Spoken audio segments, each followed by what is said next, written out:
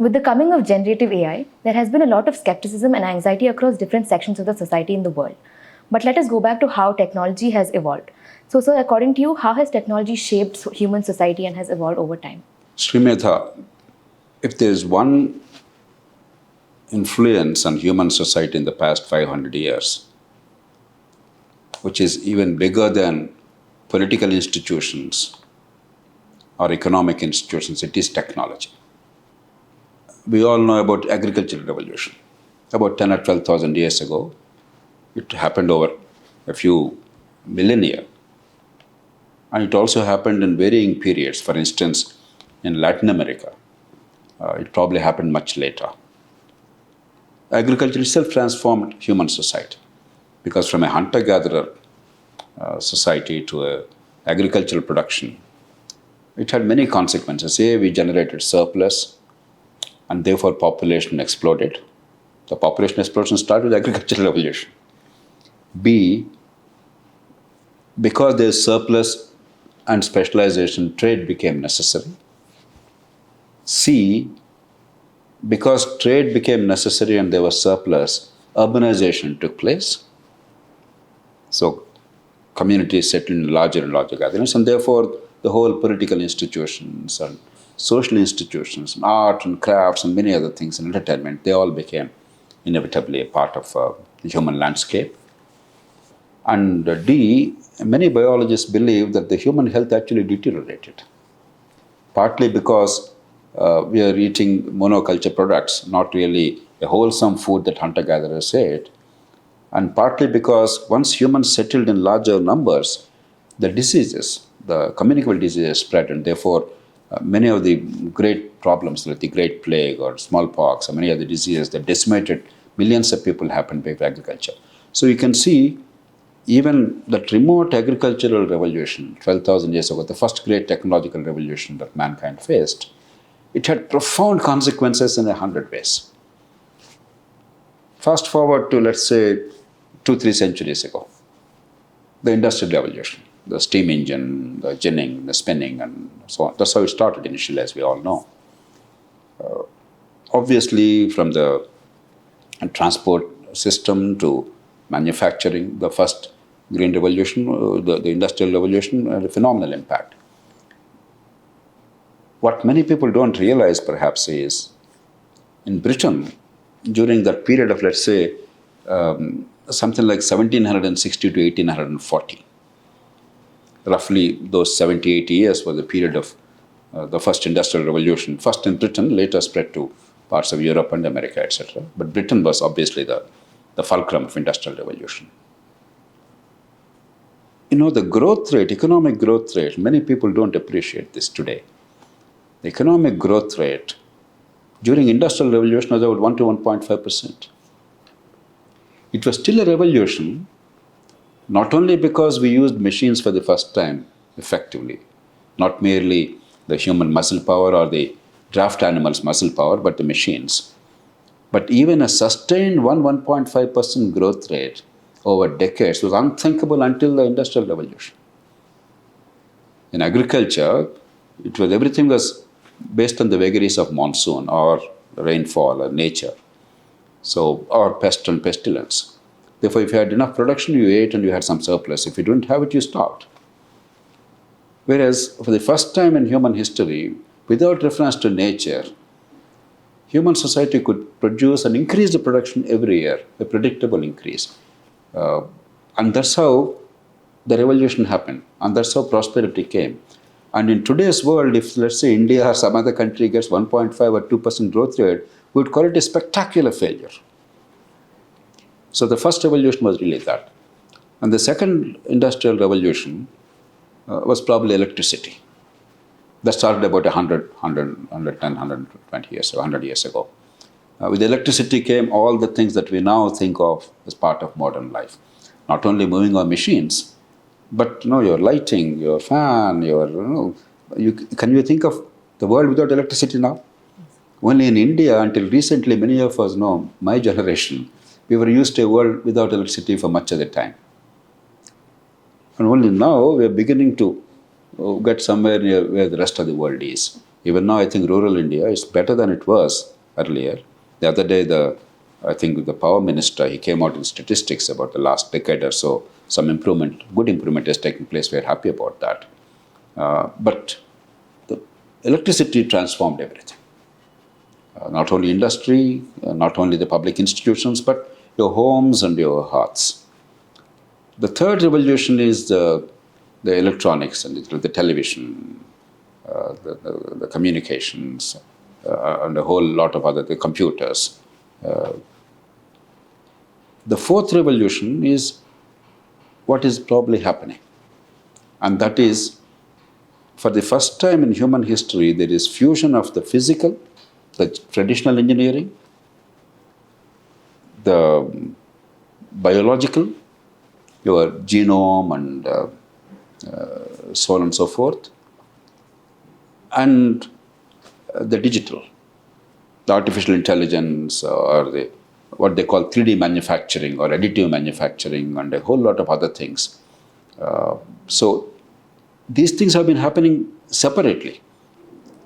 The engineering revolution has been taking place for one or two, 3 centuries. The digital revolution has been happening for the past 100 years, particularly in the past 50 years.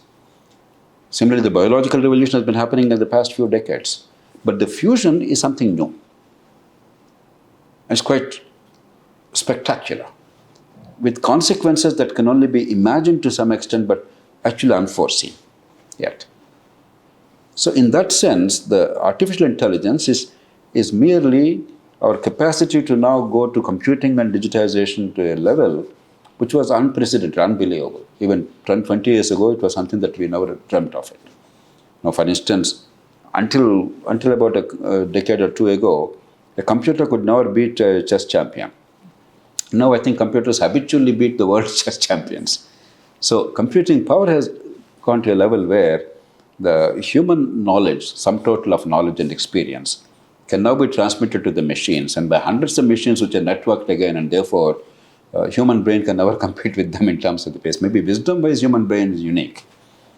Maybe genetic instinct-wise human brain is unique. But in terms of computing power, we now pale into insignificance compared to the machines. That's where we are. So what I think we should look at is the historical transgression. This is accelerating, this process of technological change. Whether this kind of acceleration is possible to continue forever, I don't know.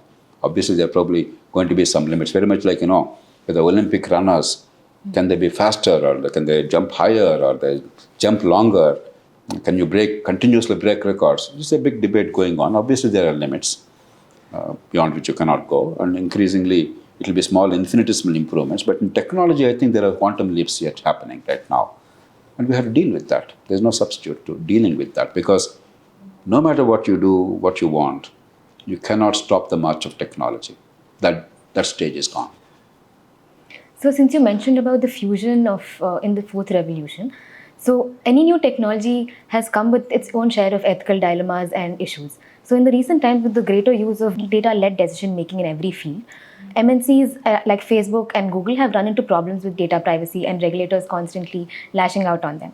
So in this context, how do you think governments should regulate technology to balance innovation and responsible use? It's a great challenge, Srimedha, for 2 reasons. One, if we overreact, we may be undermining innovation and expansion of technology and access to technology for the bulk of the people. And 2, even if we have the desire to control and regulate, our capacity to regulate and control, I think, is very limited. Let's understand. It doesn't take a genius. I'm not really a technology person, therefore my understanding is rudimentary.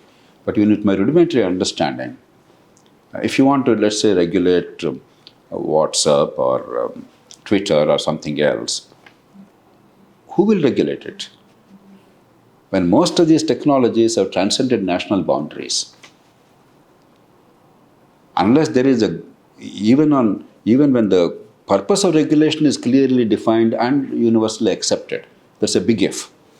Even if the purpose of regulation is well defined and accepted universally, unless at least the bulk of the significant nations of the world They come together, they agree to regulate within their nation states but by universal yardsticks.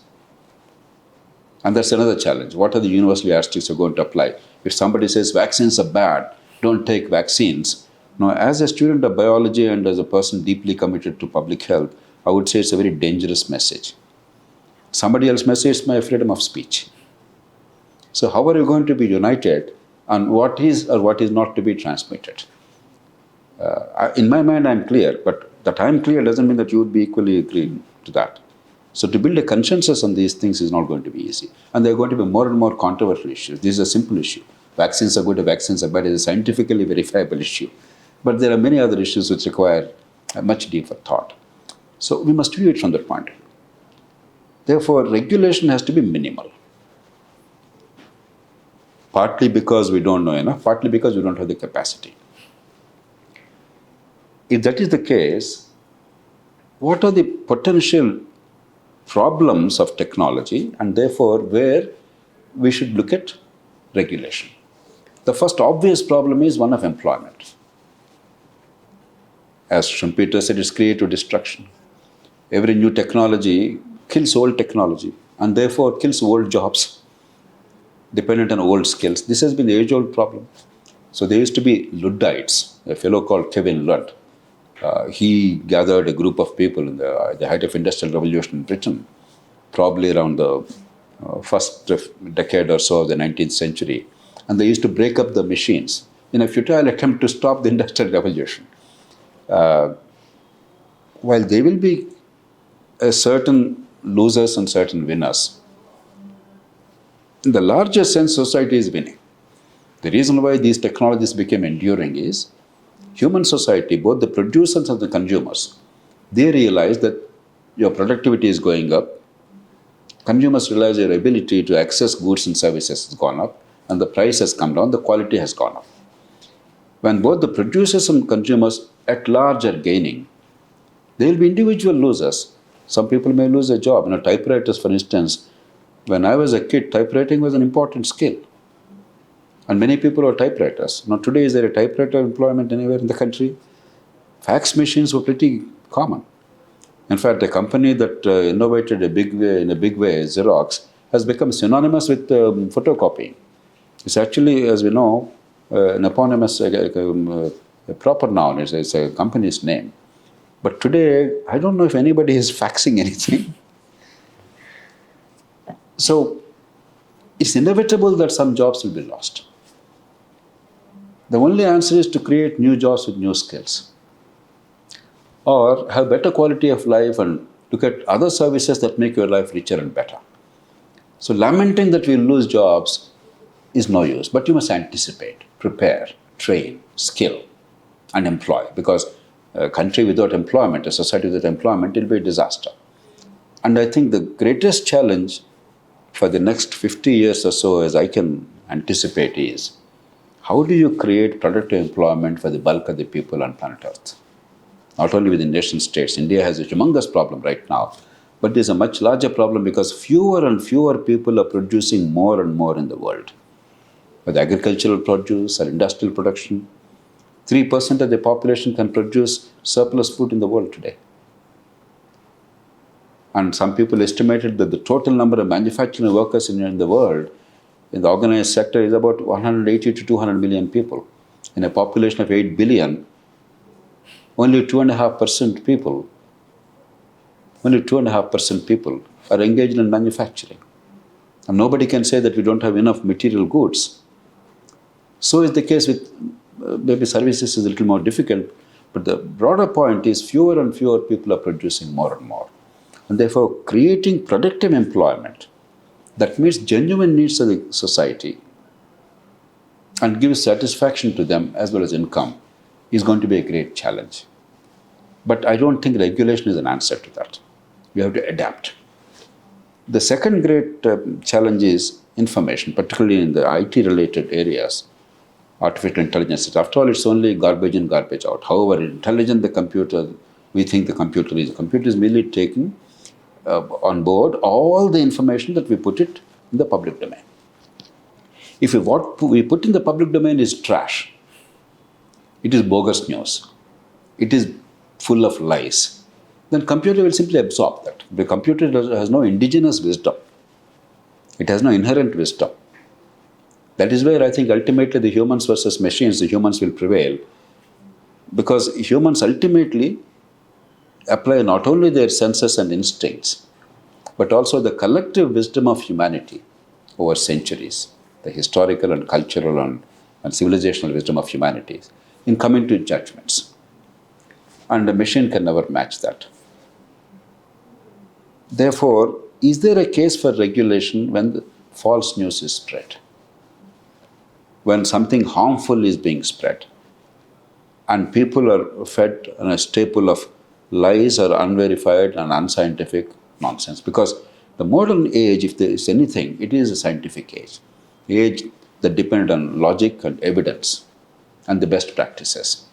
If evidence and logic are not taken into account and we spread garbage through computers, it's a problem.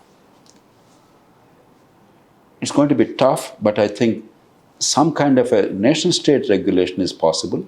As I said before, transnationally, unless there is an agreement at least among the major nations, the more influential nations in the world, and then they follow uniform yardsticks, and they're willing to both prevent access to that garbage to the public domain, and to punish people who willfully and maliciously do it to the detriment of society.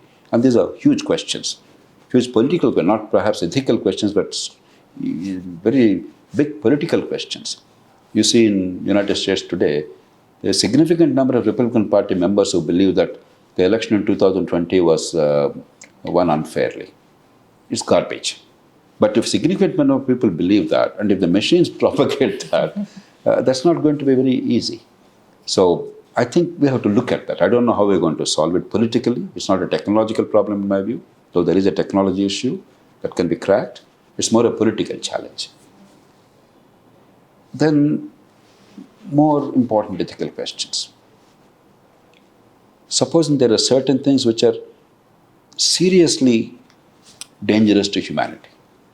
Supposing you apply, let's say, the genomic technology and the cloning technology.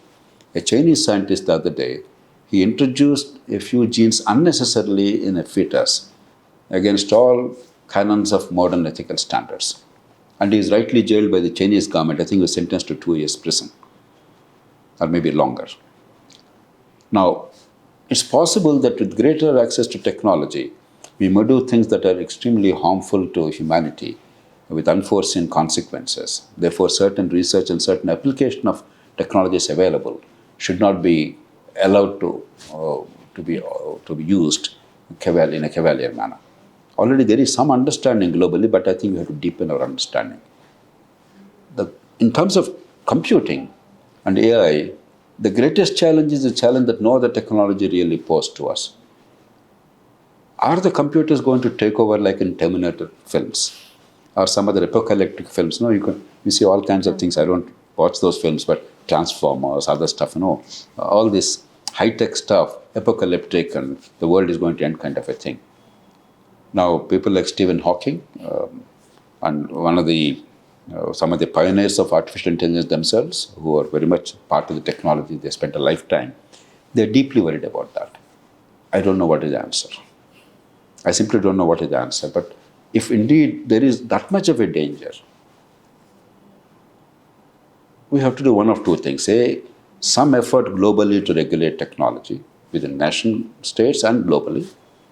But perhaps a better thing is, can we come to an agreement that when it comes to destructive nuclear weapons, for instance, or some other very critical infrastructure that can be easily undermined with a few clicks of a button, can we keep them outside this technology? Can we deliberately keep them at low-key technology and not allow the networking to take place? I don't know if it's a realistic option, but we have to look at some options. If a computer tomorrow takes over all the nuclear arsenal of Britain or America or the Soviet Union, erstwhile Soviet Union, or the present Russia, or even India or Pakistan, some other country, and the computer malfunctions, I don't know if we're going to be willing to live with that. Even earlier, if you recall, there were at least there was one instance sometime in the 1980s, when the wisdom of a a Russian official manning that signal station, that radar station, he got a wrong signal that America has launched multiple missile attack on Russia or Soviet Union. But he saw there was no other corroborating evidence, and there was no hotspot in the global politics at that time. So he used his wisdom, his judgment. He waited for 12 fateful minutes before alerting his bosses. Indeed, if there were an attack by America, that 12 fateful minutes would have been fatal for Soviet Union. But because he proved to be right and computer malfunctioned, the world probably was saved. Stanislav Petrov is the name of the man. I don't know if he's still alive. I think he passed away a couple of years ago. Stanislav Petrov. So you required a Stanislav Petrov to use his judgment to save mankind, even with relatively primitive technology in the 1980s. Today we progressed much greater. So is it possible to insulate this, if the great powers agree, at least nuclear arsenal, etc., from AI, etc., instead of a machine taking over? I don't know, but I think that should be considered. Similarly, other potential dangers of human being subjugated to machines, I don't know if it's far-fetched. I don't know enough, therefore I would not like to make a judgment call. We leave it to experts who understand better. Perhaps if networking is denied to the machine, after all, what is the power of the machine? If the knowledge of 1,000 machines is available to one machine, all the 1,000 machines become all powerful. If you deny that knowledge, hopefully we can keep them under control, at least in critical areas of human survival. So unless you look at it very carefully, the general chest thumping and bashing technology is no good, because A, you cannot control it any longer. The genie is out of the bottle. And B, it's very difficult to control technologically and politically. And C, there's not going to be an agreement on what to control. So minimal regulation in critical areas where the direct and imminent damage or harm to society or humanity as a whole. Perhaps we can look at some institutional mechanisms. It's not a satisfactory answer. I don't know if there's a satisfactory answer. So now, since we spoke a lot about how technology has transcended national boundaries, from a research and development perspective, China has become a world leader in AI, especially in terms of patents and publications. And furthermore, China has also introduced the new generation artificial intelligence development plan in 2017, which has accelerated efforts in that direction. So do you think that any country which develops monopoly in frontier technology poses a threat to global order? Probably not, because we're in a multipolar world. Already many nations have access to technology, and they're fiercely and very strongly competing. China, of course, done a spectacular job. What was earlier a monopoly of the richest countries in the world, primarily United States and some of the better off countries in Western Europe, China has really leapfrogged in the last 20, 25 years. I remember when I visited China in 2005, I think, even at the time, Chinese were admiring Indian higher education, not knowing how ineffective we were. And they were lamenting the lack of quality there. Already school education, they ensured a level of proficiency and competence and good outcomes. But higher education, they were unhappy. But in the last 18 years, it's not even 20 years yet, they've done a spectacular job in improving their higher education institutions, their R&D capabilities, attracting the finest talent in the world, and designing institutions and practices to encourage innovation and research and development. Countries like India haven't done that well, but we have an urge. We want to do. United States will never lose its competitive edge, because the great advantage of two things. One, the finest minds in the world, they find it a very hospitable climate, and therefore once you attract the finest minds, you'll always have an advantage. And two, the institutional mechanisms, they foster innovation and economic success based on innovation. And I think many Western European countries and countries like South Korea or Taiwan is now the leader in chip manufacturing in the world. And of course Japan, and hopefully countries like India and many other countries that are now working very hard to improve. So I think a country acquiring a global monopoly may not happen, but certainly in terms of critical inputs, like China is already enjoying a monopoly or a near monopoly of all the rare earths. And even if minerals themselves are not controlled by them, the processing is substantial done in China. I think it's a very dangerous thing for supply chains as well as global security. And I think rightly, the world is now waking up somewhat belatedly, and we are trying to have both the mineral extraction ability, accessing the minerals, and mineral processing ability across the world, and we have to accelerate the process. So that danger is real. If you control the raw material as well as the finished product because of processing, and China is now very close to near total control, that danger is very real in terms of global security. But we must all act very quickly and very efficiently to match China's capabilities and make sure that no country dominates. But otherwise, I'm not unduly worried that technology in itself will be a monopoly of any particular country. We have passed that stage. So since you spoke about having a competitive edge, do you think given the current inadequate education system in India coupled with insufficient skill development policies, do you think India will miss the bus to technological development? I don't know if it will miss the bus, but we're definitely close to missing the bus. Among large economies, and I say this with great sadness, and with an intention to encourage all of us to think of how to improve this, we have the worst educational outcomes in the world. We're not the second worst or third worst. Our self-image in terms of educational accomplishments and technological prowess, and our actual skill level and education levels at school and college in India, there is an enormous gulf. In every country, education is a difficult enterprise. Because as I think it was Thomas Edison who said, there's no expedient to which a man will not resort to avoid the labor of thinking. What is education but thinking? So it's very difficult. Thinking is always difficult.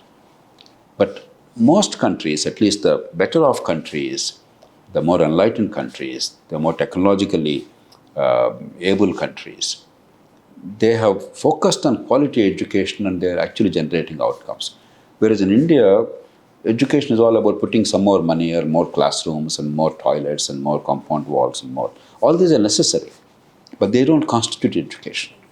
So unless we actually build an educational edifice from grassroots upwards, from school education, primary, or maybe even pre-primary, primary, secondary school, and of course college education, and then science and technology, other branches, then integration, synthesis, multidisciplinary approach. Unless we do it very seriously, we will remain a country that manufactures degrees and PhDs without any serious addition to human knowledge. I'm saying this with a deep sense of responsibility. I believe we can do it because the demand side is very strong in this country. All of us want success for our children. Our society wants success. We are terrible at defining what is success, and we are very bad at measuring that success. But these are two easily manageable problems if we set our house in order. Because fundamentally, Indian society has hunger for knowledge. It worships knowledge, acquisition of knowledge. It worships success. And every family is willing to sacrifice enormous sums of money and time and energy to give their children an advantage, a head start. And very few societies have this kind of an advantage. A poor country like ours, rickshaw pullers are willing to spend enormous sums for their children. So we have the basic ingredients in society in place. We just have bad governance of these institutions and bad management and bad strategic understanding. So we think enrollment in schools is a success. We think some third-rate examinations based on rote learning and mass copying, getting marks and grades is success. And we must completely reshape that. And I hope we'll do that because the national education policy does look at that outcomes. But a good policy doesn't make a good outcome in a country as vast and as complex and diverse as India. It must be made into a mass movement, and all governments across the country, state and union, they must come together with a single purpose of ensuring that every child gets adequate skills and knowledge, and every child's potential is fulfilled, irrespective of the circumstances of birth or poverty levels. I think with that, we come to an end of this discussion. Thank you so much.